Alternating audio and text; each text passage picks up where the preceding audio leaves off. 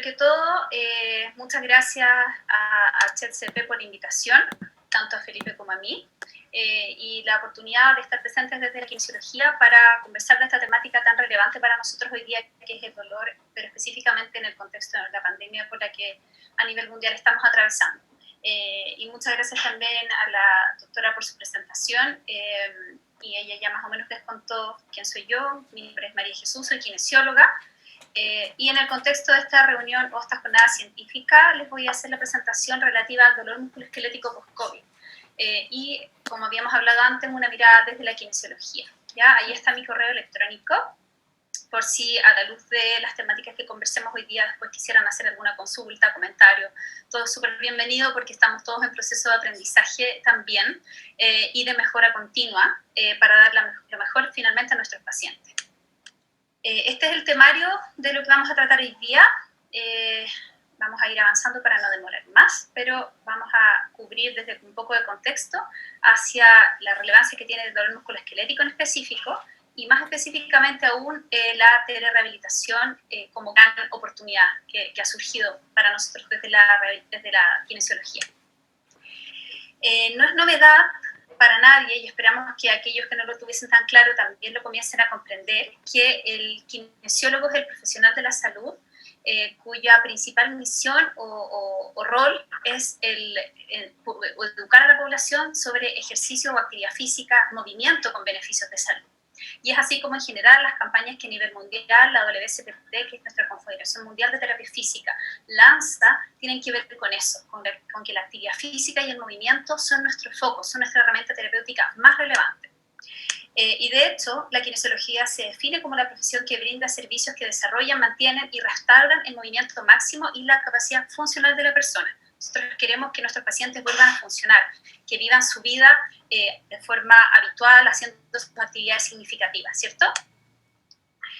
Relevante hoy día en este contexto en que nuestro rol como kinesiólogos y como profesionales se hace evidente su relevancia, sobre todo en la pandemia desde el punto de vista agudo, son las cifras. Hablábamos antes con Felipe y con Delia la importancia que tiene hoy día el miedo, la ansiedad que nos genera estar mirando permanentemente las cifras, ¿cierto? Cómo ha aumentado esto a nivel mundial, cómo Estados Unidos se disparó y obviamente también cómo el COVID-19 en Chile ha impactado. Entonces acá tenemos, por ejemplo, cómo se ubica primero en las muertes y también en la relación a las infecciones o la cantidad de pacientes con COVID positivo en Chile. Ahora, sin duda, lo que más impacta y lo que nos moviliza a todos son los fallecimientos por coronavirus, ¿verdad? Pero no podemos perder de vista que los casos confirmados son también un número importante en nuestro país comparado con el resto del mundo. Eso significa que esos son los pacientes que nosotros vamos a tener que atender. El rol del kinesiólogo del área musculoesquelético está un poco ajeno al salvar la vida de la persona o tratar de ganarle al virus, finalmente, que es lo que ocurre con los kinesiólogos más del área de paciente crítico. Nuestro rol va a estar precisamente con estos pacientes, entendiendo que los esfuerzos en general van a estar como objetivo principal en disminuir la mortalidad. La mortalidad es y será sin duda el foco, por lo tanto nosotros vamos avanzando con la calidad de vida como bandera, como bandera de lucha, pero entendiendo que hay otras prioridades y menor gravedad. Se sabe que a los sistemas de salud, específicamente los sistemas más bien médicos, es decir, la morbilidad por COVID, va a afectar durante 3 a 6 meses posterior a que una persona se infecta. Pero los costos o los esfuerzos de rehabilitación en pacientes que tuvieron COVID se extienden bastante más, 12 meses y más, de acuerdo a la evidencia. ¿Qué significa esto? Que los deterioros en la función física, en la función pulmonar, elementos relacionados a la salud mental, a las emociones, la angustia y la reducción de la calidad de vida van a ser secuelas con las que nosotros nos vamos a enfrentar no de aquí a un mes ni a 2 meses, sino que probablemente lo que queda este año y el próximo. Por eso que es tan relevante tener en cuenta el cómo enfrentarnos a ello, ¿ya?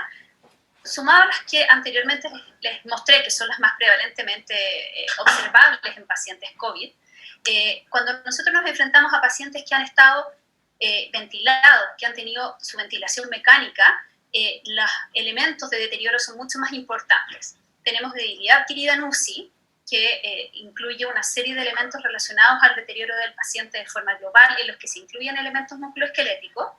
Después también tenemos elementos relacionados a las polineuropatías, miopatías, y desde el punto de vista de elementos cognitivos está la confusión aguda, que son sobre todo relevantes en las primeras etapas de la rehabilitación, en que el paciente muchas veces no puede cooperar, y obviamente este deterioro tan importante, confusional, y la sedación que requieren para la ventilación, genera que posteriormente al despertar hay un alto nivel de fatiga y deterioro cognitivo en estos pacientes. Junto a ello, podemos observar consecuencias neurológicas descritas por la literatura, como encefalopatía, eventos cerebrovasculares y hipoxia cerebral. Por lo tanto, los colegas que están en la rehabilitación temprana neurocrítica también tienen un rol muy relevante en la evaluación y tratamiento de estos pacientes. Hay otros diagnósticos o secuelas que son menos frecuentes, pero no por ello menos graves, que son secuelas más bien tromboembólicas, como por ejemplo el infarto de miocardio o se ha escuchado bastante y que ha sorprendido inclusive en pacientes previamente sanos, ¿verdad?, sin mayor comorbilidad. Y dentro de ellas, la que se refiere aquí como relevante para nosotros también es el dolor musculoesquelético, con más posibilidades de cronificación, más adelante vamos a ver por qué, y las cardiomiopatías, que también se reportan en la literatura. Todo ello nos hace necesario tener esta mirada, detenernos y observar cómo nosotros desde la kinesiología podemos avanzar. Antes de avanzar hacia la rehabilitación, les voy a hablar un poquitito más en detalle de las consecuencias musculoesqueléticas, a pesar de que la evidencia todavía no nos acompaña mucho en términos de literatura que esté a la luz del COVID-19. Este autor dice, por ejemplo, habla de las consecuencias musculoesqueléticas del COVID-19, pero hace el parangón con la enfermedad de SARS-CoV-1, que es la que se conoció más cercana al año 2000, 2004, 2006, ¿verdad? Y es ahí donde hay un poco más de investigación y por lo mismo nos podemos anticipar a cuáles son las consecuencias musculoesqueléticas que probablemente vamos a ver en nuestros pacientes en esta pandemia. Se sabe que las mialgias y debilidad muscular se da entre un cuarto a la mitad de los pacientes sintomáticos. Y elementos relevantes de medir, como la fuerza de agarre, que es un factor pronóstico de otros elementos de enfermedad crónica futuro, disminuyen un 32% de los sujetos sintomáticos y el 13% de la distancia, disminuyen un 13% la distancia del test de marcha de 6 minutos, que es otra evaluación funcional de la capacidad funcional con que los kinesiólogos trabajamos mucho. Generamos de esa forma un conocimiento de que hay un déficit de fuerza y resistencia en estos pacientes, de los cuales tenemos que hacernos cargo. Y esto probablemente, y esto lo digo probablemente porque todavía la investigación es incipiente, se genera dado un efecto proinflamatorio de la infección viral, y que finalmente lo que hace es tener un desacondicionamiento en la convalecencia de este virus. Y es así como algunas de las hipótesis o explicaciones que podemos tener a nivel musculoesquelético, por ejemplo, es que se sabe, eso sí, que el SARS-CoV-2 induce inflamación sistémica, ¿verdad?, y inflamación pulmonar, y que la inflamación sistémica podría de alguna forma, debido a las células relacionadas al proceso inflamatorio sistémico, afectarse el sistema musculoesquelético de forma indirecta, ya que el mecanismo por el cual el SARS-CoV-2 podría afectar directamente al tejido muscular aún es desconocido, pero no se descarta, ¿ya? También se sabe que estos pacientes reciben tratamiento de corticosteroides, ¿ya? Y eso, para su inflamación aguda, para todo, como decíamos antes, para su prioridad hay que salvarles la vida. Y se sabe también que esto genera mayor riesgo de atrofia y debilidad muscular. Es así como el CDC de Estados Unidos, por lo mismo, ha solicitado a los equipos de salud limitar su uso, dado los efectos secundarios. A nivel de huesos y articulaciones, sabemos que estos pacientes cursan con artralgia, reducción de la densidad mineral ósea y osteonecrosis, ¿ya? Esta es grave en pacientes SARS, o por lo menos lo fue en la pandemia SARS anterior, en la epidemia SARS anterior, entre un 5 y un 58%, y básicamente en la cabeza femoral. Esto es tan característico porque también podrían deberse su alta prevalencia al uso de corticosteroides en este tipo de pacientes. Y efectivamente, el mecanismo que se está estudiando o que se ha visto que podría influir es que las células inflamatorias provenientes de la inflamación pulmonar de forma mayoritaria, afectarían al tejido muscular generando un aumento de la proteólisis y una disminución de la síntesis proteica, y por otra parte el tejido óseo, aumentando la acción de los osteoclastos, disminuyendo los osteoblastos. Por lo tanto, eso afectaría obviamente la densidad mineral ósea. Ahora el dolor. ¿Qué nos pasa? Que es lo que nos convoca hoy día, ¿cierto? Sabemos que la signología aguda, los pacientes sintomáticos cursan con mialgia, artralgia, dolor abdominal, dolor de cabeza y pecho. Pero también hay otros elementos importantes de considerar que la evidencia nos muestra. Tenemos claridad que el dolor y la angustia genera mayor riesgo de dolor crónico después del alta. Hay signología presente en los pacientes que ingresan a la UCI que hacen que ellos después tengan mayor prevalencia o mayor probabilidad de desarrollar dolor crónico. Los pacientes además son sometidos a múltiples intervenciones que conllevan dolor. Por lo tanto, también tienen ahí la alta exposición al dolor agudo hace que estén más sometidos a riesgo de dolor crónico posterior. El posicionamiento en prono, probablemente no lo habíamos pensado, pero pacientes sedados, pronados, hace que haya mayor riesgo de plexopatía braquial, subluxaciones articulares y daños de tejido blando. Ahí están entonces todas estas como intervenciones que conllevan dolor. Y el elemento muy relevante, del cual Felipe va a ahondar mucho seguramente después, son las secuelas psicológicas en los supervivientes de la UCI. En un 30% de ellos desarrollan estrés postraumático, es una prevalencia bastante elevada. Y se ha visto que este estrés postraumático es un factor de riesgo de desarrollar específicamente dolor crónico como comorbilidad en este contexto de COVID. Este cuadro, que me gustó muchísimo, y después les voy a explicar que hay un repositorio en el Colegio de Kinesiólogos donde está este consenso interdisciplinario, habla de todos los elementos que hacen que el paciente post-COVID tenga mayor riesgo de desarrollar dolor crónico. Dado que tienen alto riesgo de dolor agudo, que son básicamente población de riesgo de COVID, básicamente adultos mayores, que son los mismos que tienen más riesgo de tener prevalencia de dolor crónico, el riesgo específico por la estancia en unidad de paciente crítico, la ventilación, la inmovilización, el bloqueo neuromuscular, etc. El insulto o injuria neurológica a que se someten, que ahí está también explicitada, elementos relacionados a la salud mental, y ya mencioné recién el riesgo de estrés postraumático, y los desafíos de la rehabilitación, dado a que todos los esfuerzos, la mayoría de ellos están puestos en la mortalidad y en la morbilidad inmediata, más que en el proceso de rehabilitación.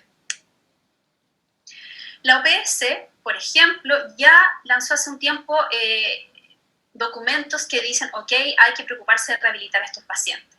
Dio algunos lineamientos generales, preocuparse del deterioro de la función pulmonar, desacondicionamiento físico, cuadros confusionales, disfagias, dificultades para comunicarse. Esto nos compete entonces a todo el equipo de rehabilitación, no solo a los kinesiólogos, ¿verdad? Y por otra parte, la importancia que tiene poner ojo a la continuidad de rehabilitación para pacientes no COVID, que ese es otro de lo que hablábamos antes, la pandemia que viene, los pacientes que en este tiempo no han sido atendidos. Reducir la exposición de estos pacientes y de profesionales de la rehabilitación al riesgo de contagio, por lo tanto, ojo, porque eso significa que vamos a retrasar probablemente el inicio de la rehabilitación presencial, y el impacto de la reducción de los servicios de rehabilitación en la calidad de vida de las personas que están dejando de atenderse y que lo necesitan porque tienen patologías no COVID que lo requieren. En este documento científico, en este paper, también hay otra recomendación en que se habla de cómo enfrentarse a la rehabilitación en pacientes ya hospitalizados, telemedicina, y obviamente en el dolor habla de la relevancia que tiene el aspecto o el approach biopsicosocial de los pacientes con dolor, ¿ya? Me gustó colocarlo porque vamos a hablar un poquito después sobre la telemedicina, y esto está en mucha coherencia, este documento internacional con los documentos nacionales y con las estrategias que los kinesiólogos así hoy día estamos trabajando y estamos levantando como oportunidad de desarrollo. Tal como les mencioné hace un ratito, el Colegio de Kinesiólogos de Chile, en un esfuerzo gigante de sus equipos directivos y profesionales, ha desarrollado un repositorio COVID en el cual hay muchísimas herramientas o material para consultar, ¿ya? Así que se los dejo aquí, ese es el sitio web, lo pueden googlear también y van a poder acceder a todo este material que tiene que ver con guías de procedimientos, de telerehabilitación, atención primaria, etc.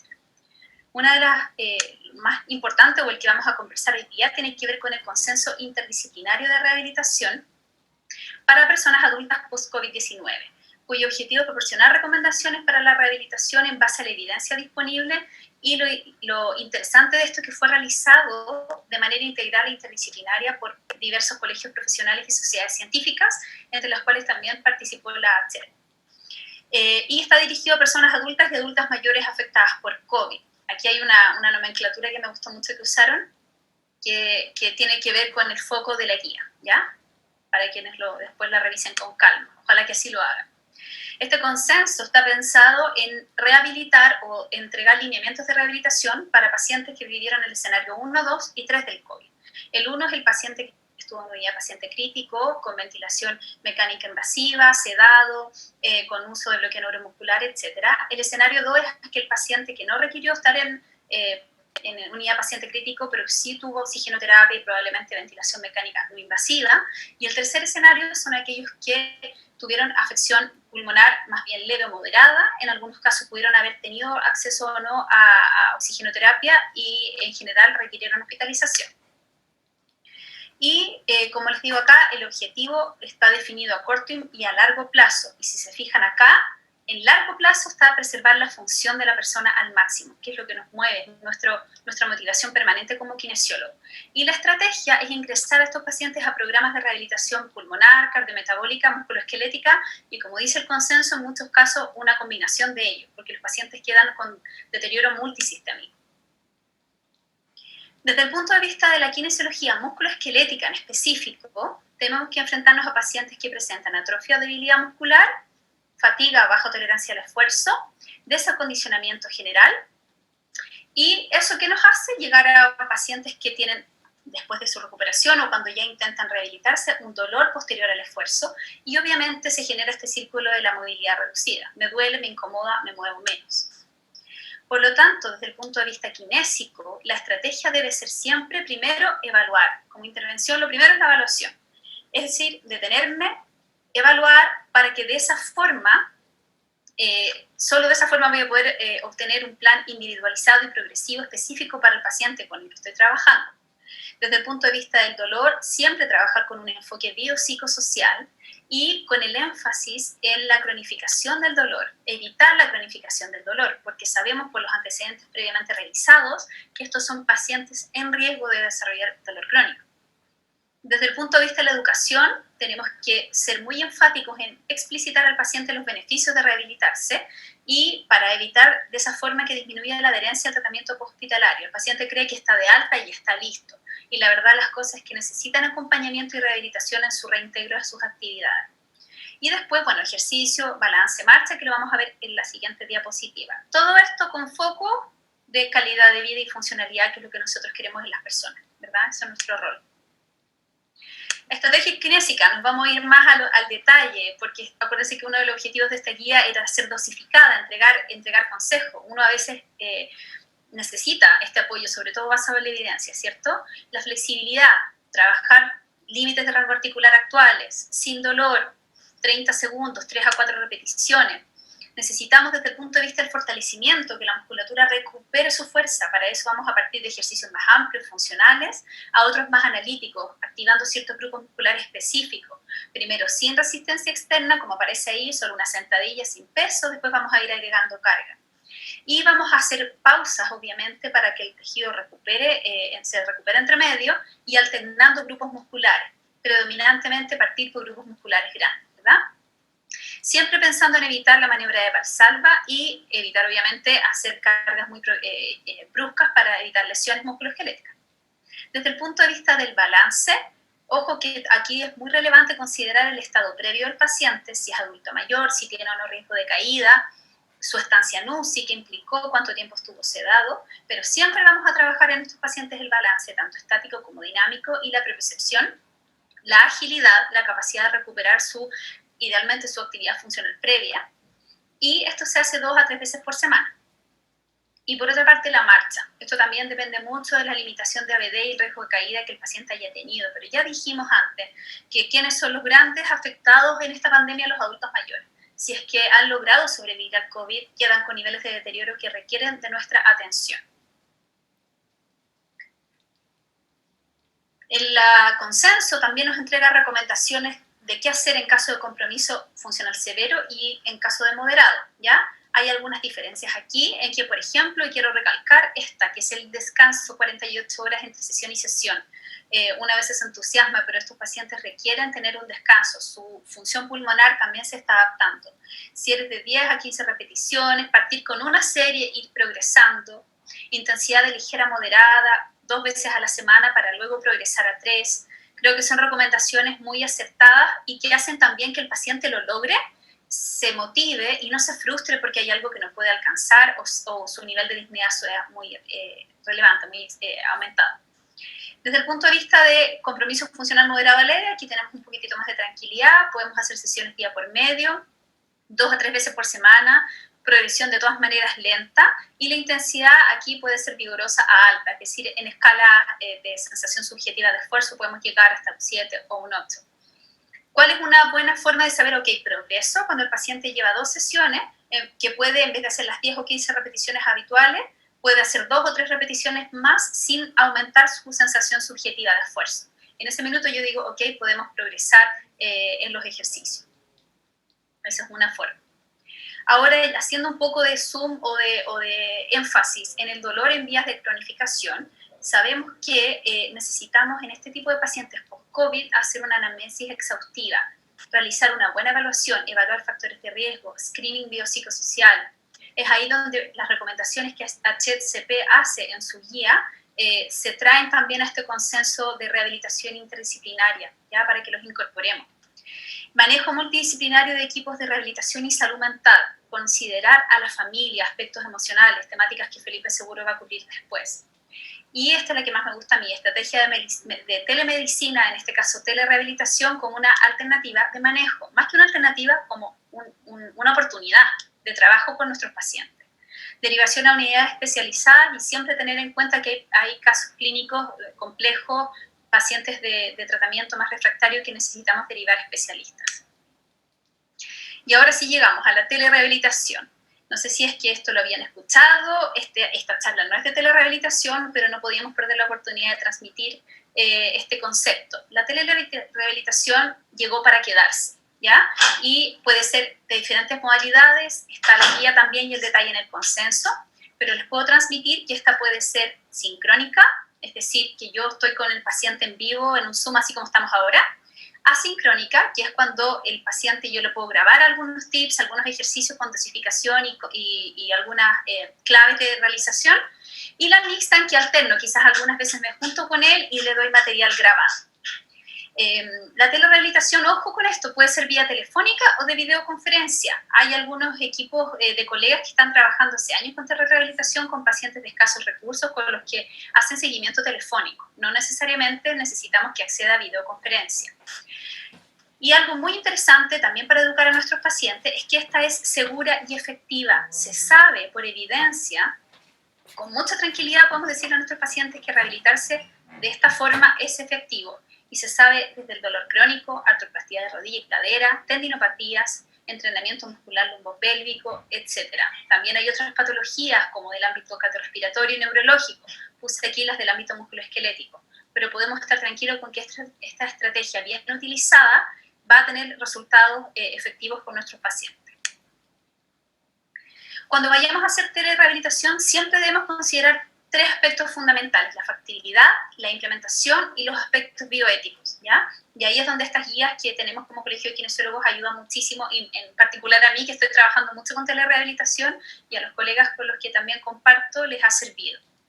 Desde el punto de vista de la factibilidad, tenemos que tener claro las condiciones técnicas, es decir, si es que realmente vamos a lograr desde el punto de vista de la estrategia, el objetivo que yo quiero lograr con mi paciente, que esto se logre a través de atención a distancia, porque podríamos requerir, por ejemplo, no sé, si es un drenaje linfático manual el que necesita el paciente, algo de contacto. Pero si es que el ámbito de acción es educación, ejercicio terapéutico, ejercicios respiratorios, ergonomía, muchísimos otros aspectos se pueden trabajar a distancia. Los antecedentes mórbidos de mi paciente también son muy relevantes. Conocer su historia clínica a cabalidad, no porque está en su casa, en su contexto, no voy a incluirlos e incorporarlos en mi razonamiento. Y las condiciones clínicas, que son las que antes también les había mencionado. La implementación, como les decía antes, modalidad sincrónica, asincrónica o mixta. tengo que tener en cuenta qué tecnologías y plataformas tengo disponible yo, pero sobre todo cuáles tiene mi paciente, la persona con la que yo voy a trabajar. Si está familiarizado, si necesito quizás grabar algún tutorial, o si necesito pedirle a alguien de su familia que lo apoye, sobre todo si es adulto mayor o si no tiene tanta familiaridad con la plataforma que tengamos pensado usar. Darle las facilidades, explicarle cómo descargar la aplicación, etc. Preparación. Tengo que tener claro el contexto ambiental que requiero yo y que requiere mi paciente. Yo necesito un lugar cerrado, el paciente también. La privacidad que se mantiene en un box de kinesiología se tiene que replicar en este contexto. Y desde el punto de vista bioético, se sugiere siempre trabajar con consentimiento informado y resguardar mucho la privacidad del paciente, la seguridad digital y la confidencialidad del desarrollo de la telerehabilitación, sin nunca sacrificar la calidad de la atención, que es muy importante y que de hecho es de las cosas que la evidencia soporta como que se mantienen. Recomendaciones clínicas. Informar a la persona sobre la telerehabilitación. Explicarle qué vamos a hacer, la frecuencia, qué tipo de trabajo vamos a hacer a distancia, los beneficios que tiene, que hay evidencia que lo soporta, etc. Mantener la privacidad y confidencialidad de la persona. Yo no puedo permitir que haya gente circulando, si estoy en mi casa o en mi lugar de trabajo, podríamos nosotros estar en un lugar atención mixta. Algunos pacientes los veo en la consulta y a otros, o en el consultorio o en la sala RBC, y a otros les hago algo a distancia, pero siempre mantener la confidencialidad. Y registro completo de la atención. Si yo estoy en un contexto hospitalario, por ejemplo, o de atención primaria, acceder y registrar todo igual en la ficha clínica del paciente, de lo contrario tener un registro del proceso. Quise aquí hacerle algunas consideraciones finales. Hay dos elementos que quiero recalcar. Primero que todo, nuestro país, de acuerdo a la última encuesta nacional de salud, no la última, la penúltima, 2009-2010, indica que los síntomas musculoesqueléticos crónicos están presentes en un 42,6% de la población chilena. Esto en mayores mujeres y en adultos mayores. Ojo que de nuevo los adultos mayores aparecen. Y estos síntomas musculoesqueléticos afectan la calidad de vida relacionada a la salud, tanto a su nivel físico como mental. Por lo tanto, no hay nada que nos haga pensar que nuestros pacientes que hoy se están enfermando por COVID no venían desde antes, porque es población adulta ya con dolencias musculoesqueléticas crónicas probablemente no tratadas, o en algunos casos sí, y que con todos estos antecedentes que hemos visto hoy día sin duda se van a reagudizar. Por lo tanto, poner foco también en comprender que vamos a recibir pacientes que probablemente el COVID solo agravó su situación. Por otra parte, tenemos la relevancia que tiene el COVID hoy día, limitar el contagio y tratar a los pacientes. Desde el punto de vista de la responsabilidad, eso es lo que los ministerios, los servicios de salud están preocupándose de hacer, y está muy bien que así sea. Por lo tanto, el tema de la rehabilitación, si no lo empujamos cada uno de nosotros en nuestros lugares, es muy posible que también quede postergado, pero es muy necesario porque nuestros pacientes lo están empezando a necesitar, ¿verdad? El confinamiento no solamente ha sido para aquellos que tienen COVID, los que no lo hemos sufrido afortunadamente también hemos estado confinados. Por lo tanto, pacientes nuestros con historia de dolor crónico que estábamos antes atendiendo solo han empeorado su situación, se están moviendo menos, y el movimiento se sabe que es uno de los elementos que beneficia el manejo del dolor crónico, el dolor persistente, y hoy en día se están moviendo muchísimo menos. Por lo tanto, sabemos que también nos tenemos que hacer cargo de aquellas personas que no son COVID positivos. Y por último, y lo destaqué, la telerehabilitación. Pacientes con dolor persistente que me ha tocado a mí y a mis colegas tratar tienen excelentes resultados, al menos realizados de forma, todavía no con el apoyo de la evidencia, pero actual, digamos, chilena, pero seguramente si ya vamos a avanzar, ya que tiene un enfoque activo, autoeficaz, basado en ejercicio y movimiento. Yo empodero a mi paciente, yo estoy en mi lugar, él en su lugar, él es protagonista de su proceso, por lo tanto, la autoeficacia de ellos y el rol activo en su proceso de rehabilitación ha aumentado muchísimo. La posibilidad de educar y de educar sobre su condición de salud musculoesquelética, pero también sobre estilos de vida general, cuánto tiempo está sentado, si es que está, por ejemplo, caminando, ahora que se puede salir un poco más, etc. La telerehabilitación llegó para quedarse, y yo digo afortunadamente, porque siento que los pacientes están tomando un rol mucho más protagónico y mucho menos paciente en su proceso. Desafíos futuros, investigar, ir levantando investigaciones porque necesitamos saber y conocer a ciencia cierta estrategias que vayan siendo cada vez más eficientes para nuestros pacientes. Enseñanza, difundir el conocimiento, revisar los programas de formación de pregrado y posgrado de las carreras de la salud, porque ahora tienen que haber temáticas relacionadas a telerehabilitación, a manejo de pandemia, manejo de crisis y otros elementos. Hay que remirar las mallas, yo lo digo porque estoy vinculada a la docencia, ¿cierto? Y por último, interdisciplina. El trabajo interdisciplinario es el que permitió llegar al consenso en que hoy día les he compartido bastante, he tratado de hacer un resumen bastante acotado porque es un tremendo trabajo, pero en general enfrentarse a una pandemia implica o requiere trabajo interdisciplinario. Los equipos de rehabilitación, por definición, debemos también serlo. Por lo tanto, el desafío está también a ir intencionando la interdisciplina. No ocurre sola, necesitamos trabajar para eso. Eso, muchas gracias. Muchas gracias por la presentación, María Jesús. Creo que reúne muchas cosas de lo que está pasando en el contexto de la pandemia, y yo voy a ahondar un poquito desde la funcionalidad de la salud mental, ¿ya? De la kinesiología en salud mental. Hay mucha relación con los trastornos musculoesqueléticos, ¿cierto? Con el dolor, por ejemplo. Entonces yo les voy a hablar un poco sobre el desarrollo humano y psicosomática en la rehabilitación del paciente post-COVID. No necesariamente me estoy refiriendo a los pacientes que cursaron con esta enfermedad, sino que la verdad es que esto ha sido un fenómeno que, por alguna razón, más allá si tú adquiriste o no el diagnóstico, y nunca lo sabemos tampoco cuándo va a pasar, hay consecuencias en salud mental. Y de esa forma también quiero entregarle una mirada psicosomática en la que bueno, lo voy a andar un poco más adelante, en que busca integrar lo que es la mente con el cuerpo, porque hay un prisma bien importante al respecto que no podemos descuidar más allá si nos dedicamos al área cuerpo o mente. Siempre es bueno tener un tipo de consenso dentro de nosotros. Entonces, ahí sí. Bueno, desarrollo humano. Bueno, yo trabajo en un centro para el crecimiento humano. Eso quiere decir que además de ver trastornos musculoesqueléticos claramente, al ser yo kinesiólogo, pacientes que tienen cronificación de sus síntomas, pacientes que a veces han consultado muchas veces y no han visto buenas soluciones. Entonces, en ese contexto, el desarrollo humano viene a promover algo virtuoso en que nosotros podemos desarrollar capacidades que pueden ser factores de protección para más adelante, y si es que, bueno, estamos cursando por algo, también va a ser más positivo, va a ser de alguna forma más fácil recuperarnos tal vez. Es más o menos eso lo que les estoy introduciendo ahora, y ahora vamos a ir con los estudios y todas las cosas, sin antes pasar, ¿cierto?, por la filosofía.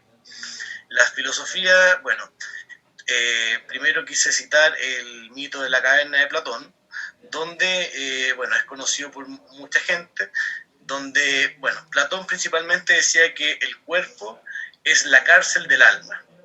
El alma él lo ve como la parte virtuosa, la parte que nos lleva a ser felices. Y la parte del cuerpo es como el cuerpo y también los pensamientos, porque hay como una cosa ahí que no se puede hacer bien y que, bueno, hace que en el mito de la caverna sea figurado estos personajes que conviven con esto en lo de esclavos, en que ellos solamente pueden ver las figuras que vienen detrás, pero ellos no pueden salir al camino virtuoso del alma. Entonces, en base a eso, yo quería inspirar el tema de la psicosomática, porque la psicosomática integra el cuerpo con la mente, y hay algo virtuoso en que claramente nos puede llegar a hacer más felices, por un lado, o prevenir enfermedades, etcétera, que ahora lo vamos a ir ahondando y fundamentando. Bueno, desde el significado de la palabra, psico es la mente, ¿cierto? Y el somática, tiene que ver con el cuerpo. Entonces, esto viene a integrar las dos cosas, y hay muchas cosas que nosotros vamos a ver reflejado, por ejemplo, en diagnósticos, ¿cierto? Esta integración de conceptos. Entonces, bueno, tener ese prisma, tenerlo presente principalmente, porque no todos los pacientes son así. Hay pacientes que podemos separar las cosas y puede ser fácil. Tal vez un paciente que se hizo un esguince de tobillo, vamos a ver un diagnóstico acotado y a lo mejor no, y lo más probable es que nos vaya bien. Sin embargo, hay veces que los pacientes son un poco más complejos y es bueno el tema del equipo interdisciplinario, multidisciplinario, y también siempre tratar de tener ese prisma en que hay cosas que integran el cuerpo con la mente, el comportamiento, el tema de dónde son cuáles son las redes sociales del paciente, su grupo familiar, su entorno. Entonces, bueno, de la mente al cuerpo. Sabemos que hay trastornos del ánimo que están, por ejemplo, la depresión, ¿cierto?, la ansiedad, y que el paciente somatiza, el paciente siente dolor por esas cosas. También en abuso de sustancias, dolor torácico, por ejemplo, por algunas cosas, el síndrome de abstinencia, que también trae grandes malestares en los pacientes. Trastornos alimenticios, donde la imagen corporal hay una desvirtuación, ¿cierto?, de que las cosas estamos viéndolas de una forma en que tal vez el mundo donde pertenecemos no nos dice eso. Sin embargo, eso también trae una conducta hacia adelante en que el paciente claramente refiere malestar y deterioro. Y también es viceversa esto, ¿ya? La psicosomática es tanto del cuerpo a la mente como la mente al cuerpo. Aquí del cuerpo a la mente tenemos, por ejemplo, que los pacientes que cursan accidentes vasculares padecen más ansiedad, más depresión. Si alguien está interesado en algunos estudios, yo más adelante también les dejo mi mail para yo poder hacerles llegar esta información. Pacientes con enfermedades coronarias, con depresión. Y bueno, la fibromialgia, que sabemos nosotros, bueno, los que la tratamos harto, que es un síndrome que viene casi a enaltecer el tema de la psicosomática, porque sabemos que están bien complicados los pacientes por cosas que son desde el ámbito emocional o también desde el ámbito físico. Y los dos juegan una forma de un juego que es bien complejo de descifrar para los tratantes, y que es bueno que nosotros los pacientes les demos herramientas para que ellos generen un mejor manejo, porque el concepto clave para estos trastornos psicosomáticos en general es el manejo, porque es bien difícil que nos abandonen para siempre, no es como un resfriado, y ni siquiera los resfriados nos abandonan para siempre, así que ¿por qué hacer la excepción a esa? Desde la kinesiología, la ciencia que estudia el movimiento, hay muchas cosas que nosotros podemos sacar para poder concluir, para poder abordar al paciente, ¿ya? Y bueno, sin ir más allá, la postura, que es un clásico, yo creo, de los kinesiólogos, que vemos la postura en una forma estática, ¿cierto? La hiperlordosis, la cifosis, la hipercifosis, la escoliosis, y que nos aportan datos, ¿cierto? Pero que a veces nos quedan cortos porque es un análisis estático, porque también tenemos que tener análisis dinámico. Más allá de la posición que el paciente reporte diariamente, que es como la postura, ¿cierto? También hay rangos de movimiento que pueden estar disponibles. Entonces la postura no es solamente una forma de análisis estático, sino que también es dinámico, porque si no nos quedamos cortos. Y aún así nos podemos quedar más cortos si que pensamos que son esas dos cosas, porque también tiene una forma de verse en el trabajo, ¿cierto? La ergonomía. Esto viene a dar luces de que claramente algo dinámico, ¿cierto? Y otras cosas que también que vienen a mostrar también lo dinámico que es el tema del movimiento y la postura, es que con estas características nosotros podemos ver varias cosas más, como el paciente se expresa, su marcha, el tono de la voz, su cara. La postura viene a demostrar en una parte muy patente, ¿cierto? Lo que tenemos el prima de la análisis postural, que no solamente puede descifrar una escoliosis, una hipercifosis, una hiperlordosis, sino que también puede estar bajo un prima de trastornos del ánimo, alguna pena, alguna depresión, algún estrés, y eso se nos va quedando impregnado, impreso en nuestra postura, y bueno, claramente eso nos va a traer repercusiones que hay que tratar. Lo importante de esto con el tema de la postura, yo quería ahondar y que se quedaran principalmente que la postura es un proceso dinámico que incluye tanto el cuerpo como la mente, y es algo que nosotros podemos ver y vale la pena siempre analizar, más allá de la especialidad que nosotros seamos, por decirlo así, académicamente, la postura siempre nos va a decir cosas. Y es bueno, si es que hay un equipo interdisciplinario, ojalá comentarlo, porque nos va a entregar buena información. En base a eso, existen muchas terapias, ¿cierto? Y unas más válidas que otras desde el punto de vista de la ciencia. Por ejemplo, en manejo del dolor, en la terapia manual, algunas partes de la fisioterapia, los ejercicios han mostrado que el paciente disminuye su dolor. Sin embargo, desde el punto de vista de la kinesiología en salud mental existen nuevas tendencias que no son tan nuevas, aquí en Chile son más nuevas, pero en otras partes son llamadas antiguas y tienen evidencia científica. Por ejemplo, la terapia de conciencia corporal basal, el ejercicio psicofísico, la rehabilitación psicosomática. Son vertientes que tienen que ver con la kinesiología en salud mental, porque si bien el movimiento es el ojo, también busca otras características en el movimiento. No nos quedamos con la escoliosis, no nos quedamos con la hiperlordosis, sino que también con la intención, la fascia, la expresión corporal, el lenguaje no verbal, que son tan importantes. Y claramente en este contexto COVID vienen a cobrar mayor relevancia, porque tanto los pacientes que pasen por la enfermedad o después las consecuencias, ¿cierto? Todos nos vamos a ver afectados por esto.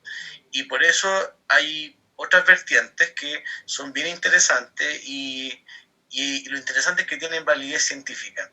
Está en investigación claramente. Sin embargo, no son cosas que no son tan conocidas y vale la pena tener un acercamiento porque yo creo que hay efectos positivos, la ciencia lo dice, voy a mostrar algunas investigaciones y en mi parte personal, de mi intervención, mi modelo terapéutico, también. Hablo de la psicología positiva, por ejemplo, que está el mindfulness, más adelante voy a hablar más en detalle, y por ejemplo también la educación en neurociencia. Son cosas que nosotros tenemos que tener a la mano porque están en virtud de todos nosotros que somos componentes del modelo de salud. Para andar un poquito en el tema del bienestar mental, la OMS ve como algo fundamental el tema de la salud mental para que el paciente, la gente, los ciudadanos, ¿cierto?, potencien y materialicen la vida de una forma productiva, ¿cierto?, y que hagan aporte a la comunidad.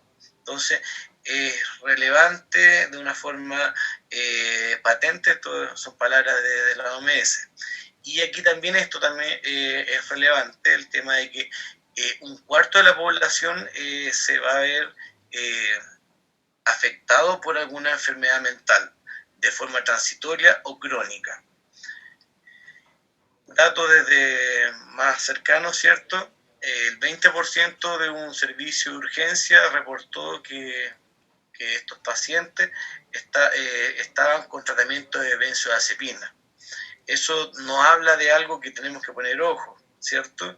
Y desde la forma ilegal en que cómo se puede conseguir esto, ¿cierto? Y aparte también de que, hay algo que tiene que ver con la ansiedad, ¿cierto? Tal vez con el estrés, que por algo pasa esto. Y también, el 60% de las personas que tienen trastornos ansiosos consulta por problemas para dormir o de fatiga o cansancio. Ya, estos son datos del SENDA. CONACYT y ahora SENDA. Entonces, con el COVID, ¿a qué nos estamos enfrentando? ¿Nos estamos enfrentando a una enfermedad infecciosa o nos estamos enfermando a una enfermedad mental latente, tal vez, ¿cierto? Nosotros sabemos que tiene un componente infeccioso, ¿cierto? Sin embargo, ya hay mucha gente que está de acuerdo en que las consecuencias van a ser más grandes desde el punto de vista de salud mental. ¿Y a quiénes afecta? A nuestra familia, a nuestra comunidad. Y por eso vale la pena poder ahondar en todas las cosas de que puedan ser herramientas para poder defendernos de esto. Porque como nos está afectando de una forma negativa, ¿cierto? Por el miedo, el estrés y todo lo que esto conlleva en reagudización de dolor, ¿cierto? Y trastornos mentales y futuros diagnósticos que van a debutar también.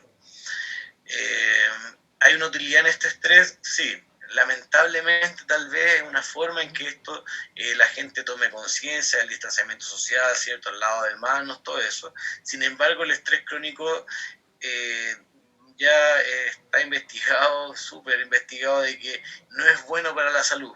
Es bueno poder arrancar del león, ¿cierto? Una situación aguda. Sin embargo, cuando esto es crónico, es bien negativo. Es bien negativo para nuestra salud.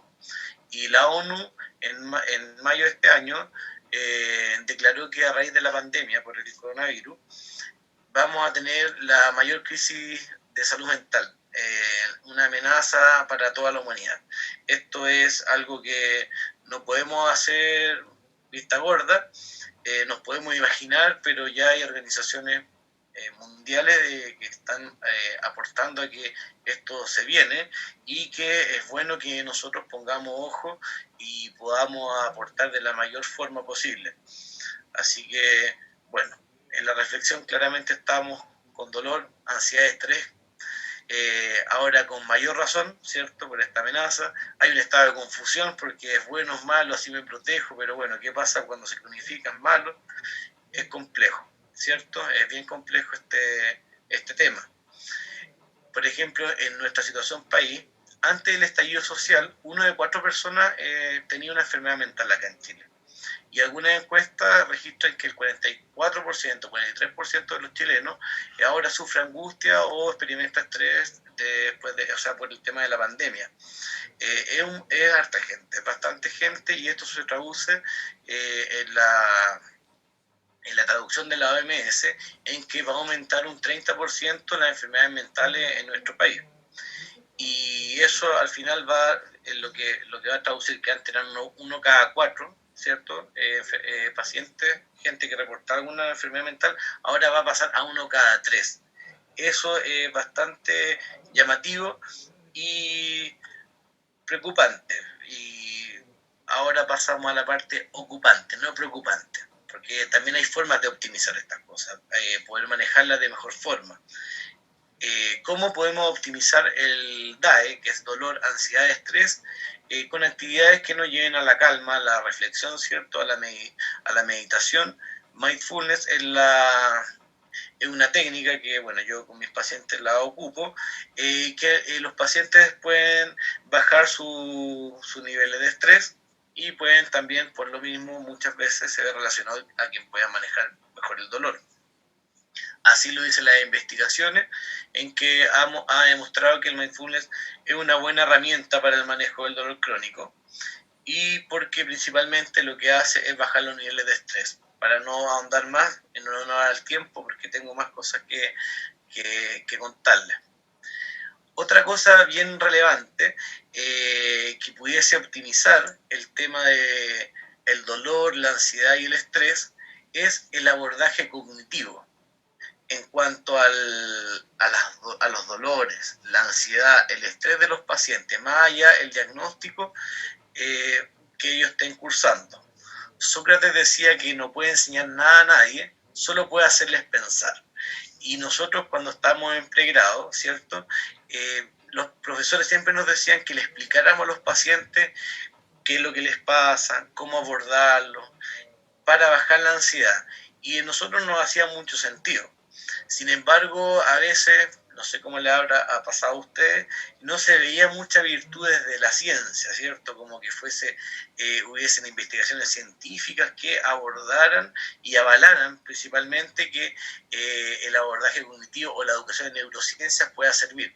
Pensábamos de una forma tal vez romántica que esto pudiera servir, pero claro, quizás nos quedábamos cortos por ese lado.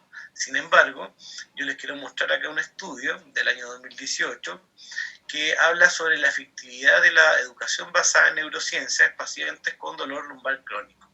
Una revisión sistemática con metaanálisis. Yo este paper tuve la suerte de leerlo ese mismo año, y después más adelante, acá hay uno de los autores, Michelle Navarrete, que es socia de nuestra Sociedad de Kinesiología en Salud Mental, y expuso hace poco sobre este paper. Y es muy interesante y es muy inspirador también, porque nos da una herramienta, nos inspira a tener una nueva herramienta a todos los que nos dedicamos a la salud, ¿cierto? Para incorporar un poquito el prisma psicosomático, o algunos que ya nos dedicamos más de lleno en esto, en que nosotros, por explicarle a los pacientes sobre el dolor, en que ellos pueden expresarlo de distintas formas, simbolizarlo, en que ellos puedan tener repercusiones positivas en su manejo, disminuyendo el dolor y aumentando la funcionalidad.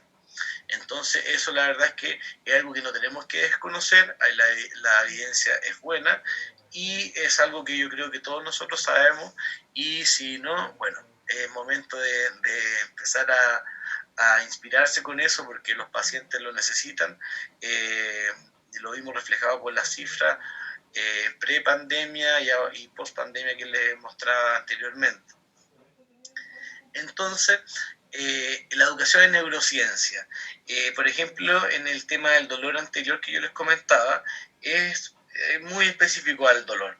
Sin embargo, también hay cosas que nosotros podemos educar en neurociencia a los pacientes que tienen que ver con el desarrollo personal. Lo que les voy a leer ahora en esta diapo es algo que es textual de la página de la OMS, de la Organización Mundial de la Salud, que habla que el reconocimiento de la importancia de la creación de resiliencia mental va a un aumento. La resiliencia es algo que nos va a repercutir de forma muy positiva para nuestra salud mental, y es importante de que esto se cultive y se fomente de edades tempranas, ¿cierto?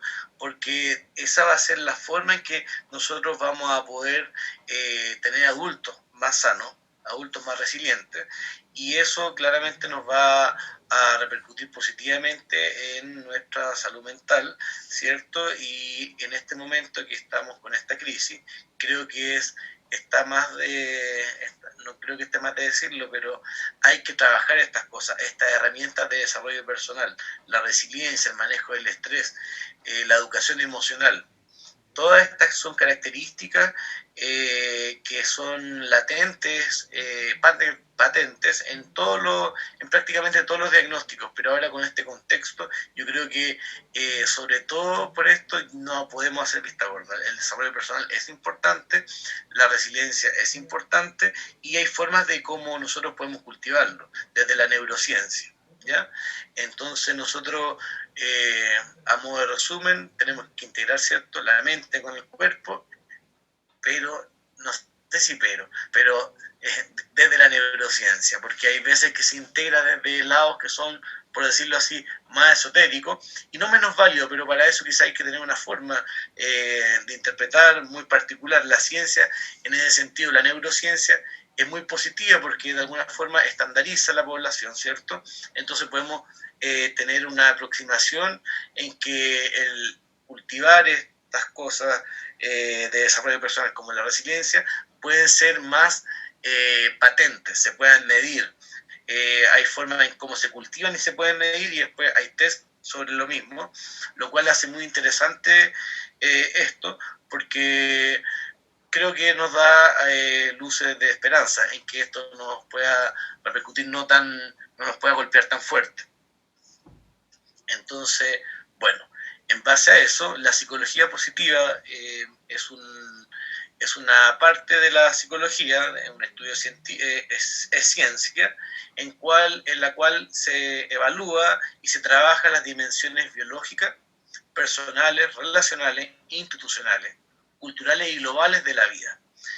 Van a aportar a nuestro bienestar psicológico y por supuesto, la felicidad. Ella propone fortalecer las virtudes humanas. De esta forma nosotros vamos a estar, por un lado, más alejados de la enfermedad, y si que estamos con una enfermedad, bueno, vamos a poder enfrentarla de mejor forma. La psicología positiva propone un modelo salugénico en donde no se desconoce la patología, más allá de la puntualidad, sino que también ella se hace presente y ve las virtudes como la resiliencia, o también las cosas buenas que pueda tener un paciente. Por ejemplo, yo tengo muchos pacientes, bueno, he tenido pacientes, ¿cuántos son muchos? No sabemos. He tenido pacientes en que ellos han llegado bien tristes, por decirlo así, a la consulta, porque tienen un dolor crónico de hombro, ¿ya? Y en los exámenes de imágenes, el paciente reportó una tendinosis, una tendinitis, una osteocondrosis, condritis, sinovitis, todas esas cosas que son hallazgos relevantes. Sin embargo, con tanta cosa específica de repente, y como el paciente no la entiende, el catastrofismo es grande, porque son palabras que dicen degeneración del cartílago, degeneración del hueso, y que algo que además lo ponen bajo el alero de lo crónico. Ahora persistente, un poquito mejor, pero eso crónico que solamente te dice que estamos mal y que desde este mal solamente queda avanzar hacia lo peor. Entonces, claro, los pacientes en ese caso se ven bien afectados porque además casi que le roba su identidad. El paciente queda bajo, por decirlo así, un código de barra, un código, un timbre en la frente de que ese es su identidad, es un hombre doloroso porque tiene ciertas características. Sin embargo, el modelo salugénico, que yo lo integro desde, bueno, tenemos la psicología positiva que tiene que ver con la mente, ¿cierto? Pero el modelo salugénico también desde la parte musculoesquelética, en que el paciente a lo mejor tú lo ves, lo evalúas en otras características y tiene rangos funcionales, o es ágil, o tiene buena coordinación, etcétera. Entonces, de esa forma el paciente se desidentifica con la parte patogénica y que él puede de esa forma ver que está cursando por algo. Sin embargo, él también tiene cosas donde apoyarse y además, claramente, el clínico, cuando consulte con nosotros, nosotros lo vamos a apoyar desde esa vereda. Suele ser bastante mejor. Bueno, la psicología positiva, yo no sé si les comenté, el mindfulness es parte de la psicología positiva, es una de las herramientas que salió a raíz de eso, a raíz del desarrollo de la psicología positiva, salió el mindfulness. El mindfulness, ¿qué es lo que hace? Principalmente es bajar, ¿cierto?, la ansiedad y el estrés en base a ciertas prácticas. Esto se descubrió porque se empezó a observar a los monjes tibetanos, que ellos se les veía un semblante bastante agradable, tenían una salud bastante buena también y tenían también una larga vida, ¿ya? Entonces empezaron a ponerle ojo a por qué se debía eso, porque estos hombres eran tan virtuosos a pesar de que tenían una vida bien humilde. Ellos no tienen grandes lujos, nosotros lo sabemos. Entonces empezaron a ver que en las prácticas meditativas, en todas estas técnicas que yo no puedo andar ahora por una cosa de tiempo, había virtud en eso y los pacientes, o sea, los monjes estos tenían menos niveles de estrés. Hay estudios que hay imágenes, ¿cierto?, que se midieron distintos indicadores de actividad cerebral, tipo escáner, o también indicadores sanguíneos en base a indicadores que puedan ser relevantes cuando hablamos de estrés o de dolor. Entonces empezó a ver la virtud de eso. Sin embargo, la psicología positiva es mucho más grande. Entonces yo antes quise sacar esas palabras sobre la resiliencia, ¿cierto?, de la OMS que proponía, que fue un copy-paste, porque así quería hacerlo, y es porque esto de la psicología positiva, además de estas prácticas meditativas, también habla del desarrollo humano y propone modelos de emociones, modelos de felicidad. Y este modelo que les voy a mostrar a continuación es un modelo bien típico, es uno de los más famosos, de hecho es del autor de la psicología positiva, Martin Seligman, y él propuso este modelo de que estaban las esferas o el sistema que componía nuestra felicidad, ¿ya? Entonces se llama el modelo PERMA. Y el modelo PERMA habla, bueno, la letra P es de positividad o positive emotion, donde, ¿qué es lo que quiere decir eso? Cosas que puedan ser agradables, cosas simples a veces, media hedonista, un cafecito rico en tal parte, bueno, cada uno con sus cosas. La E es de compromiso, de engagement. Entonces, esto quiere decir con nosotros elegir actividades que por un lado nos desafían, pero no están por sobre nuestras capacidades. Entonces, de esa forma, es un desafío que uno puede disfrutar. Tiene que ver mucho, por ejemplo, con las actividades que los niños realizan. Nos podemos acordar cuando jugábamos. Se nos iba toda la tarde y pareciera que no hiciéramos nada, pero era porque se nos iba volando el tiempo. Bueno, eso en la vida adulta también se puede hacer y se puede cultivar. Cada una de estas esferas se puede cultivar. Y en otra oportunidad yo les puedo decir cómo, feliz. Pero ahora quiero solamente proponérselos porque quiero darle una mirada más, tratar de pasar por mayor cantidad de temas en cuanto a la psicosomática, la kinesiología en salud mental y el modelo salud génico, ¿cierto? Que se busca la salud y sin desconocer, ¿cierto?, la patología, claramente. Y bueno, la R tiene que ver con las relaciones, relationship, que bueno, nosotros sabemos que hay relaciones que nos hacen más bien que otras. Hay gente que claramente no es un aporte positivo en nuestra vida, o un poco sí y otro poco no, pero al final, ¿qué es lo importante? Hacer conciencia de eso y ver cómo nosotros nos ponemos de acuerdo, ¿cierto?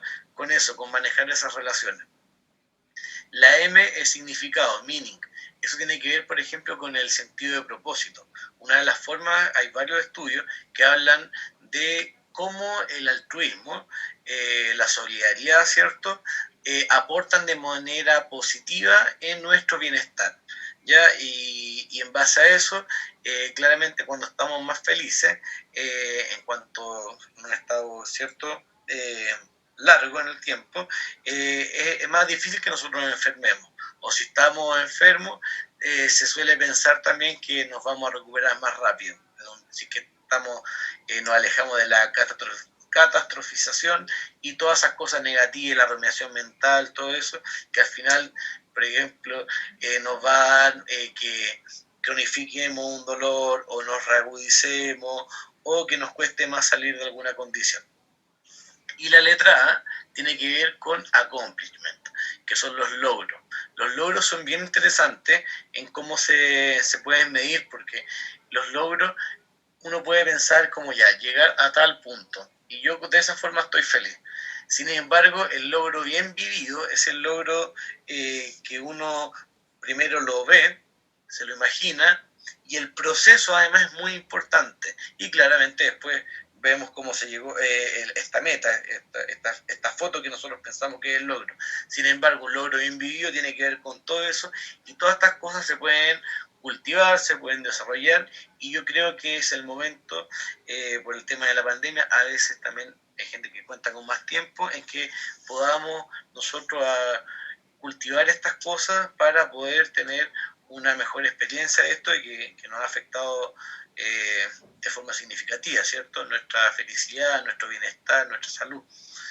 Entonces, de esta forma vamos a tener más y mejores herramientas para desarrollar en conjunto con el paciente, porque nosotros también podemos practicar estas cosas, y de hecho mucho mejor, porque podemos hablar desde la experiencia y se forma una cosa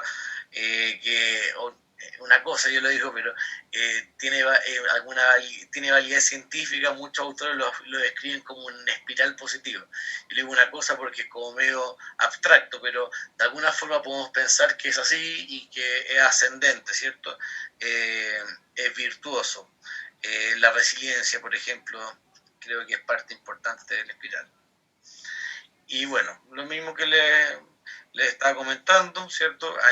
Hay mucho que tiene que decir la mente en cuanto a esto, ¿cierto? A nosotros poder enfrentar mejor la pandemia, a nosotros poder enfrentar la reagudización de los pacientes que tienen dolor crónico, por ejemplo, o patologías mentales. Con María Jesús y Delia les comenté que tengo un paciente que tiene dolor crónico, dolor lumbar crónico, entre otras cosas, y que no estaba en tratamiento, estaba en una pausa. Sin embargo, a raíz de la pandemia, en abril debutó con una parálisis facial. Entonces, claramente, nosotros tenemos que poner ojo a la prevención y creo que esta es una buena forma de prevenir. Y si ya no estamos enfrentando a cosas como este tipo de expresiones, también podemos tomarlo como una buena herramienta que nos va a llevar por buen camino. Entonces, bueno, además del tema psicosomático, ¿cierto? La forma de integrar la mente con el cuerpo, siempre es importante la innovación y la investigación. Prueba de ello son cosas como estos encuentros que nosotros hacemos, en que nosotros llegamos bien entusiasmados a comentar cosas y hay otros entusiastas de la audiencia en que a veces generan encuentros. Y eso es muy interesante. Yo en la CHED estoy hace harto tiempo y este año, en marzo de este año, junto a un grupo de colegas kinesiólogos, formamos la Sociedad Chilena, Científica Chilena de Kinesiología en Salud Mental. Y esto para nosotros la verdad es que ha sido una cosa que tiene que ver con el espiral positivo que yo les comentaba anteriormente, porque hay muchos colegas que están interesados en el área. En Chile está un poquito atrasado en cuanto al desarrollo de este, sin embargo hay mucho entusiasmo y creemos que vamos a sacar muchas cosas en limpio. La pandemia claramente nos afecta de forma negativa, pero este tipo de cosas, este tipo de alianzas y encuentros tiene en la parte virtuosa. Y parte de eso es, por ejemplo, esto que se hizo hace poco, la semana pasada, el lanzamiento del consenso de rehabilitación interdisciplinaria para personas con COVID. Esto se hizo en tiempo récord y bueno, esto es espectacular, la verdad, porque son varias sociedades de distintas disciplinas, desde el área de la salud y sus especialidades.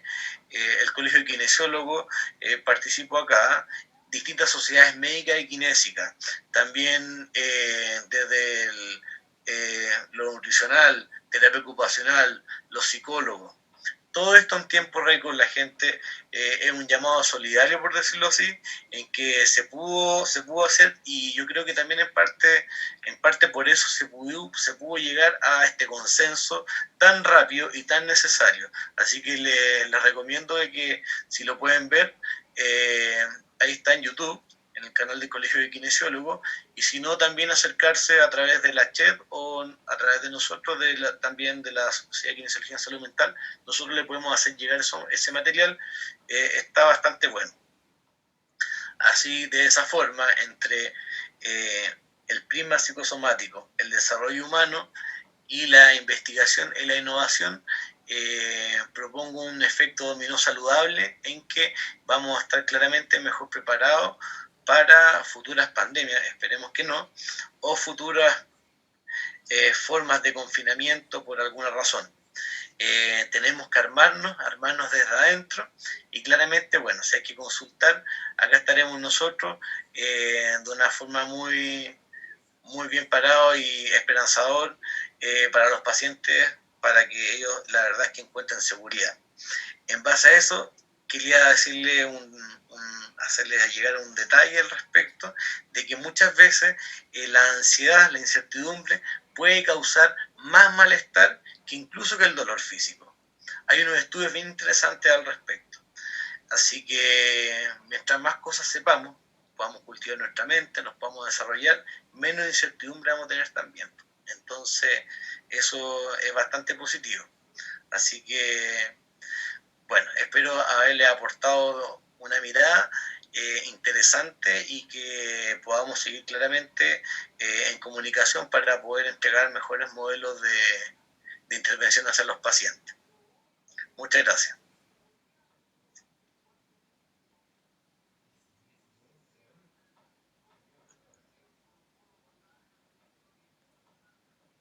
Muchas gracias a ambos, a María Jesús y a Felipe, por tan buenas charlas, enfocada uno primero desde el punto de vista más bien motor, principalmente los pacientes que nos van a llegar desde el punto de vista de rehabilitación, los pacientes post-COVID que sufrieron estas importantes secuelas, principalmente el síndrome post-UCI, y también de todos aquellos pacientes que quedaron, digamos, en la lista de espera y pacientes que quedaron haciendo tratamiento de rehabilitación que claramente van a aumentar y que se agravaron quizás su patología después de esta pandemia.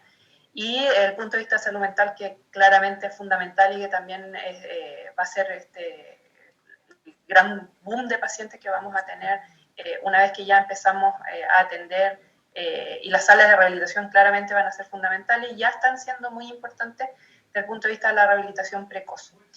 Tenemos varias preguntas, así que partimos primero con una pregunta para María Jesús. Dice, respecto a las recomendaciones transversales de rehabilitación, ¿se están implementando estrategias de intervención interdisciplinar? Y preguntan principalmente si eso está ocurriendo dentro del sistema de salud público, cómo se está operando, cómo es el acceso y si está garantizado. Qué buena pregunta. Mira, súper interesante.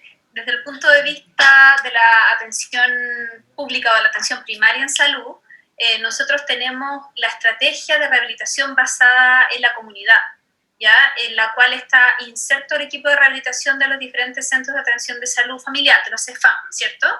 En estos centros de salud familiar hay ciertas prestaciones kinésicas, de terapia ocupacional, de salud mental y de asistente social que están trabajando mancomunadamente para los objetivos de dolencias musculoesqueléticas, y entre ellas están patologías que, dado su alta prevalencia según la Encuesta Nacional de Salud y dado que son patologías GES, tienen cobertura, ¿verdad? Y desde ese punto de vista hay trabajo y hay esfuerzo. Ahora, si están o no garantizadas de forma interdisciplinaria, es excelente la pregunta, porque como la salud primaria también tiene una relación con los esfuerzos de las diferentes municipalidades, hay algunos elementos que vienen definidos del gobierno central a nivel ministerial, pero hay otros esfuerzos que también se hacen a nivel de los centros específicos de salud. Hay ejemplos buenos de trabajo interdisciplinario, por ejemplo, yo conozco CEFAM La Vintana, por ejemplo, que es un centro que es centro docente asistencial también para nosotros en el Hospital Padre Hurtado, en que ellos trabajan la rehabilitación neuromusculoesquelética en forma interdisciplinaria con equipos de psicólogo, terapeuta ocupacional, fonoaudiólogo, nutricionista, y en algunos otros centros de salud familiar también ocurre. Desde el punto de vista del dolor crónico, el Ministerio tiene la canasta de atención de dolor crónico, que es en el fondo la que hace un tiempo estuvimos trabajando también para actualizar y para generar esta orientación técnica que en un tiempo más probablemente ya va a salir a la luz, y donde se explicita el rol preponderante que tiene la mirada interdisciplinaria de la persona con dolor. Y eso, desde mi punto de vista y desde los equipos de trabajo con los que me ha tocado compartir para que esto ocurra, probablemente deba ser acelerado dado el contexto COVID, porque lo que yo les mostraba antes desde las investigaciones que ya han salido, que salieron en el SARS-CoV-1, sabemos que la siguiente temática que nos va a convocar es la rehabilitación y las dolencias musculoesqueléticas en general. Por lo tanto, desde ese punto de vista, esperemos que se acelere ¿cómo se dice?, la publicación o como cuando se promulga o que aparezca la OT, la orientación técnica, que nosotros trabajamos con esa orientación interdisciplinaria y que ahora en este contexto más aún se necesita. Muchas gracias. Yo hoy en día no estoy trabajando en clínica en atención primaria, por lo tanto yo estoy más bien en la academia, por lo tanto desde el punto de vista más práctico no puedo responder esa pregunta, me hubiese gustado, pero si no lo respondo más desde la política, desde la recomendación central. Bueno, ahora una pregunta para ambos. ¿Cuál ha sido la experiencia que han tenido en el seguimiento de los pacientes post-COVID que quedan con secuelas de dolor crónico? No sé si han tenido la oportunidad. Pacientes que han cursado por COVID y después con dolor crónico. Que quedan con secuelas, claro, y dentro de ellas dolor crónico. Ya, no, yo no he tenido pacientes secuelados COVID. No sé, María Jesús, ¿tú? Sí, mira, yo he tenido pacientes que he visto en rehabilitación musculoesquelética post-COVID, pero que no tenían historia previa de haber tenido dolor musculoesquelético. Lo que comentábamos antes, así como en el backstage, antes de entrar a la charla, era que en el caso mío, por ejemplo, estoy actualmente con una alta demanda de pacientes con dolor musculoesquelético crónico habitual, que muchos de ellos estaban estables, desempeñando, por ejemplo, actividad física aeróbica regular, mindfulness y otras estrategias, y que ahora sus cuadros se reagudizaron y que han necesitado acudir nuevamente a rehabilitación, en este caso a kinesiología, y hemos tenido que enfrentar la telerehabilitación, pero no que hayan tenido previamente dolor crónico y que posterior al COVID se hayan reagudizado. En mi caso, y bueno, el Felipe pareciera que tampoco. Bien, otra pregunta para María Jesús. ¿Qué rol cumplen los intereses particulares del paciente a la hora de proponer un plan adaptado de ejercicios en el contexto de un paciente post-COVID? Mira, yo tengo la percepción de que en general en un plan terapéutico el razonamiento clínico siempre tiene que ser consensuado, ¿ya? El ir iterando la propuesta terapéutica desde la evaluación kinésica, en este caso con el paciente, es muy relevante.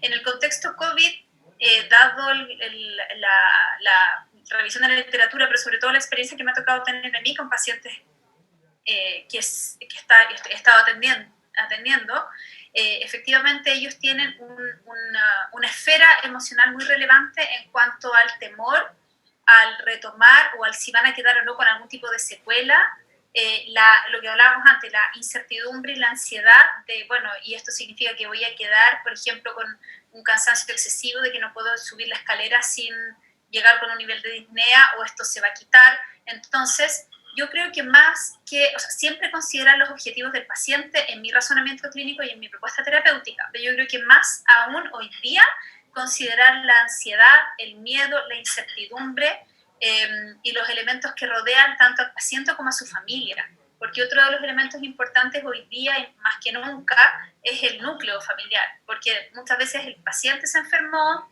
o estuvo en una unidad de paciente crítico, estuvo sedado, pero el resto de su familia también de alguna forma sufrió las consecuencias y está queriendo respuestas.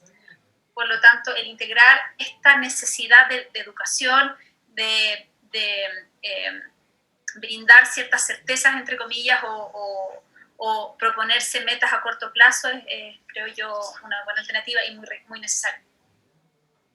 Bueno, siempre la rehabilitación va orientada a objetivos que sean lo más realistas posible. Otra pregunta para ambos. Dentro de las esferas de desarrollo profesional en las que ustedes participan, se debate el uso de la denominación de paciente. Eso yo creo que igual va para todos. Preguntan enfocándose desde las bases de la intervención sobre el dolor crónico, donde el uso del lenguaje incide directamente sobre las percepciones de las personas. No sé qué opinas. Mira, yo personalmente he visto varias vertientes en que favorecen el tema del abordaje cognitivo. Yo no sé si ustedes han tenido acercamiento a ese concepto. Por ejemplo, en la psicología se habla de la terapia cognitivo-conductual en el manejo del dolor, que es bastante efectiva. Nosotros, los que no somos psicólogos, ¿cierto? Podemos tener un abordaje cognitivo en base a las cosas que nos están sucediendo, por ejemplo, dolor crónico, en las distintas esferas en que esto repercute. Entonces, claramente, nosotros vamos a ver favorecido cuando como la esperanza o el mejor manejo del paciente, cuando él entiende el dolor y él se puede hacer protagonista en cuanto al manejo, como lo que hablábamos anteriormente, la incertidumbre. El paciente ya sabe, tiene bases anatómicas, por ejemplo, tiene bases también de conocimiento psicosomático en cuanto a qué emociones están asociadas a la reagudización, cuando me siento de qué forma. Entonces, en base a ese concepto, el paciente empieza a tener más control y manejo. Y creo que ahí yo creo que es lo mejor que le podemos dar a un paciente. Que tenga menos incertidumbre y que sepa consultar cuando es necesario y también pueda tomar sus medidas propias en cuanto a su diagnóstico. No sé, María Jesús. Sí, no, yo en relación a la pregunta que probablemente hizo algún colega, tiene que haber sido porque nosotros estamos utilizando...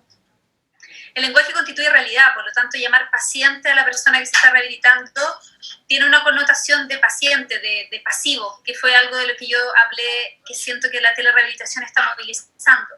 En Estados Unidos le llaman cliente y uno lo ve así como los negocios, porque es cliente. Quizás no es tan malo el cliente. ¿Cuál es el concepto que hoy día se utiliza y con el que estoy súper de acuerdo? Es usuario o persona, ¿cierto? Dependiendo un poco del contexto. De las salas de rehabilitación en base comunitaria se habla de usuario. Y yo creo que ese es el camino que deberíamos seguir.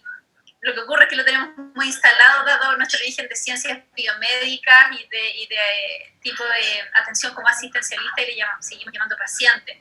Pero en relación a la pregunta que hicieron, estoy de acuerdo con que el concepto debería mutar a usuario o persona.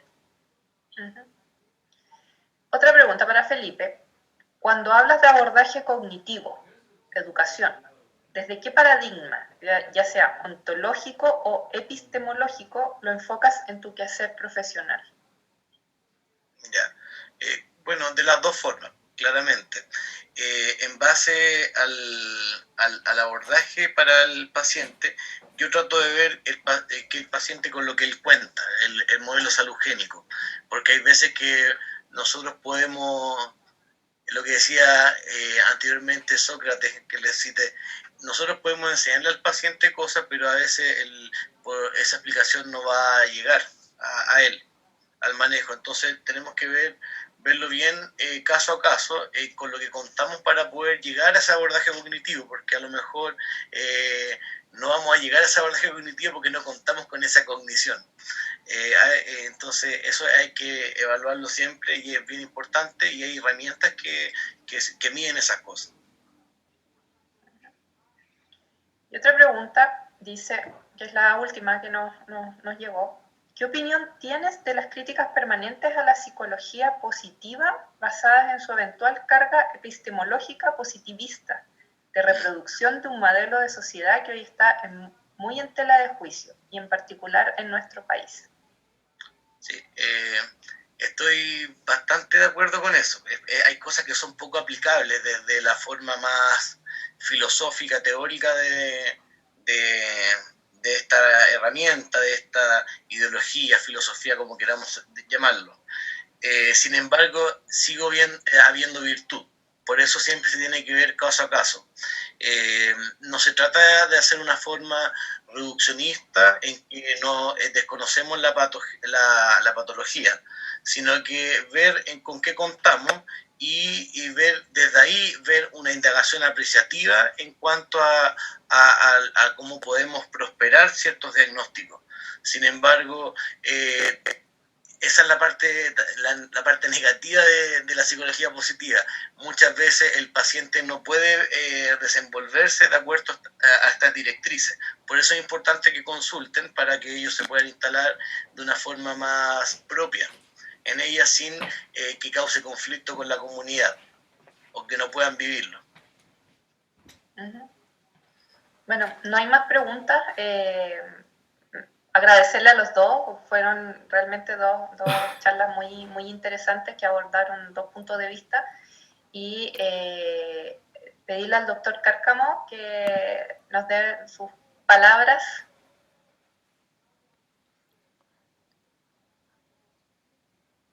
Para que active su micrófono. Sí. Sí. En primer lugar, yo me sumo también a los agradecimientos que la doctora Ruiz le ha dado a los dos expositores que hemos tenido hoy día, a María Jesús y a Felipe.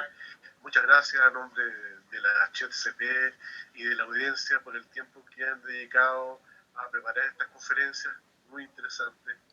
Y a nombre de todos, nuevamente les quiero dar las gracias. Les quiero recordar que nuestra asociación, la HCP, es una asociación que tiene como finalidad, entre otras, la difusión del conocimiento científico y ser un espacio, ¿no es cierto?, de encuentro entre distintas disciplinas que están todas preocupadas, ¿no es cierto?, de la investigación, del manejo, el desarrollo de nuevas terapias para enfrentar el dolor crónico y los cuidados paliativos. Es un espacio que nosotros esperamos que incluya desde investigadores básicos, a clínicos, a la industria y por supuesto a los pacientes. Nos pareció oportuno incluir en el programa científico de este año la mirada de la rehabilitación desde el punto de vista de los profesionales kinesiólogos.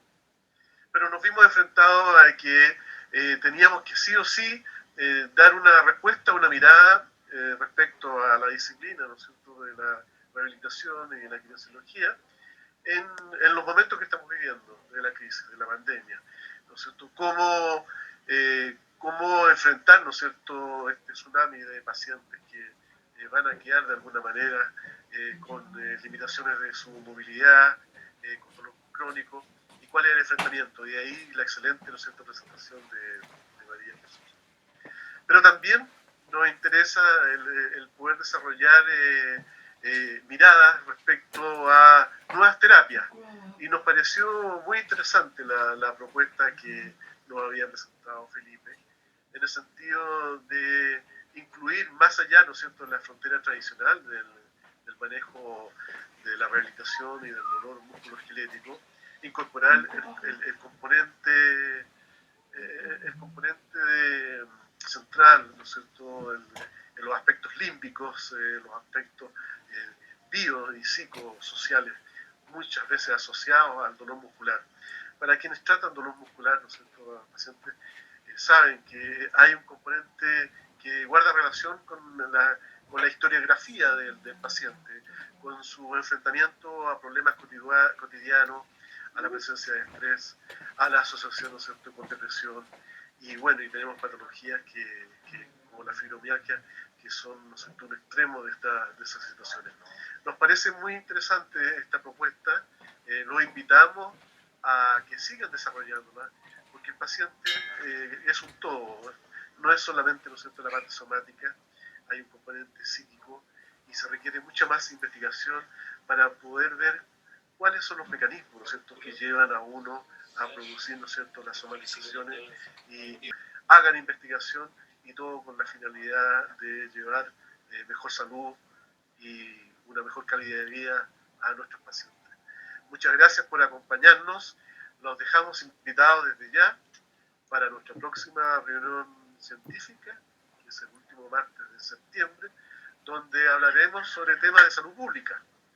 Dolor crónico, salud pública, cuál es la realidad, ¿no es cierto?, de la prevalencia, de los costos de dolor crónico, cómo va a ser para un posible gobierno futuro, ¿no es cierto?, o un futuro ministro, el abordaje de esta problemática del dolor crónico en Chile. Va a ser muy interesante, desde ya estén todos muy bienvenidos y por favor ayúdennos en la difusión de estas reuniones científicas. Así que a todos, muy buenas noches nuevamente y gracias a los relatores por haber compartido con nosotros su conocimiento. Chao, un abrazo a todos.